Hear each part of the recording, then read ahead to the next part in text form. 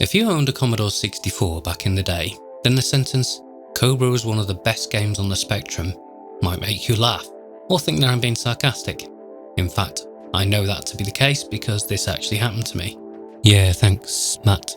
And that's because Cobra on the C64 was an absolute mess.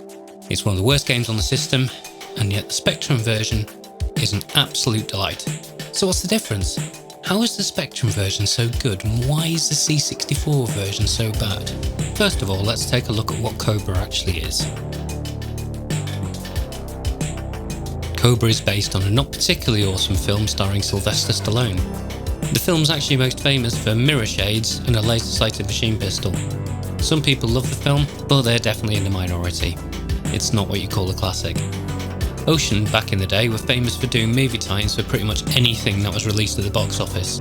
So there was no real surprise when they actually did one for Cobra when it came out.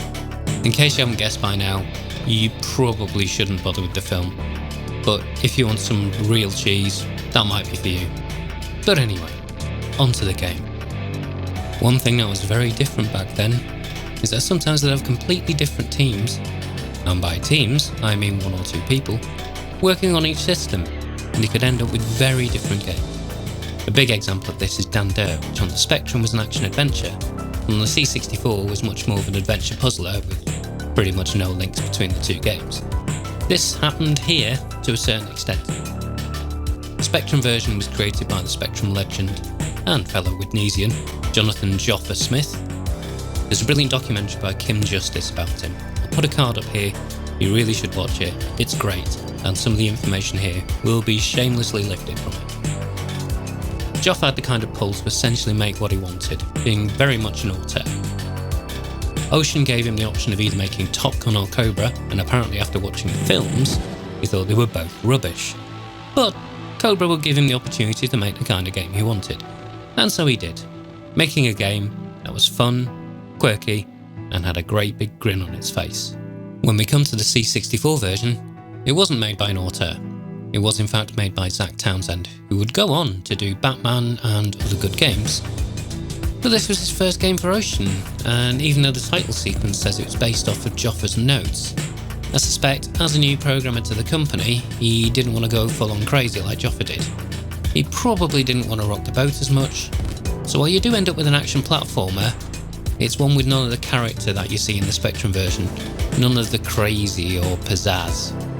It also critically doesn't play anywhere near as well. I'm not going to say anything bad about Zach Townsend. After all, in the course of prepping for this video, I found his blog and quite liked the cut of his jib. But as I said, I suspect it was a combination of not wanting to rock the boat and the usual Ocean deadlines that caused this game to be bad. I could have reached out and asked, but I didn't think contacting him and asking why was Cobra such a terrible game would have gone down particularly well. So you end up with one game written by an auteur genius who can do pretty much whatever he likes, whenever he likes, and one written by a new up-and-comer who hasn't quite found his feet yet. So it's not much of a surprise that you end up with such different games. Also, Cobra was released for the Amstrad CPC as well, and it's pretty terrible. It feels like it was written in BASIC, especially when you jump, as it's a really weird movement. It still feels better to play in the C64 version, but it's definitely closer in quality to the C64 version than it is to the Spectrum. It's poor instead of utterly terrible. So what makes the Spectrum version so good? Well, as opposed to the C64 version, which tries to run closest to the film, in a way, the Spectrum version is much more of a parody of Sylvester Stallone tropes. Each level is called a round. For example, you have boxing gloves for lives, you even have the Rocky theme music as a jingle at the start of each level. When you get a laser-sighted gun, it says "Don't push me." The sprite is ridiculously muscled to the point where it's just basically arm muscles and shades. It's a strong caricature of Stallone, really taken to extremes. It has a lot of wonderful little Joffa touches such as Ducks for Lives, the comedy "no."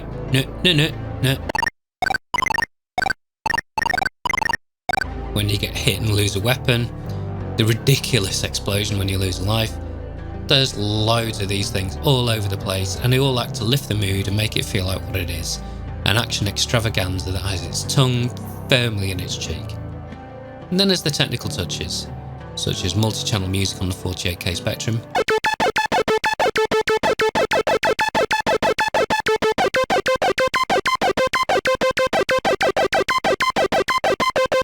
which was impressive as hell for 1986, rudimentary parallax scrolling, smooth scrolling, which was an oddity on the Spectrum, loads of on-screen enemies.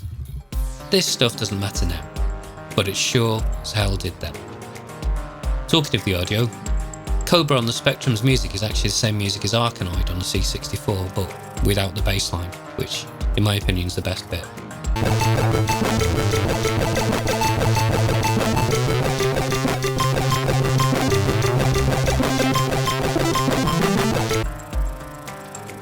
The action itself is very much what drives it through, especially when compared to other action games of the time. Cobra completely kills it. It is hard as nails, but satisfying, and it doesn't feel unfair. It's full on arcade action, really well designed. The way you play the game is you have to pick up all the weapons in the level, which are represented by burgers because of course, and if you survive long enough, a woman, who I'm sure is someone relevant in the movie, I can't remember, comes to join you, unless of course you shoot her before she gets to you, in which case she unsurprisingly sods off somewhere else. Once you have all the burgers and have the lady and have survived long enough, happy days, the level is done. I've never got past level 2 because I'm crap and it's hard, but that doesn't stop it being fun. So is Cobra worth playing in 2022? It is a hard game. So hard I saw one reviewer on YouTube completely bin it off because it was just too much. And this is someone who seems to be used to retro games. But in my opinion, it's Dark Souls hard. It's a game you can master, get great at, and have the high highs, like when you manage to complete a level with full lives, because it won't happen often.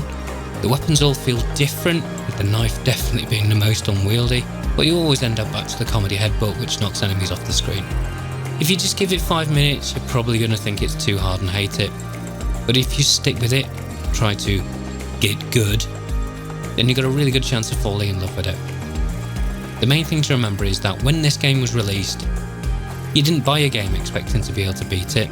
Most people never would. Games were designed to be like coin-ops, so if you come to it with that view, you'll probably be fine. I may end up doing more retro game videos like this.